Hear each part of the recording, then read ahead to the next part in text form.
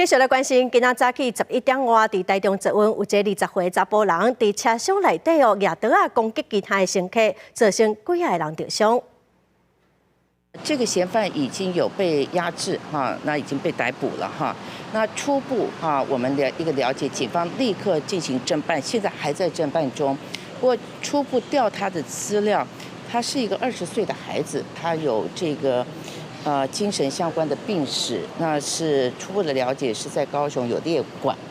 那他是昨天北上，那有准备了这个凶器哈。那所以目前警方还在了解当中。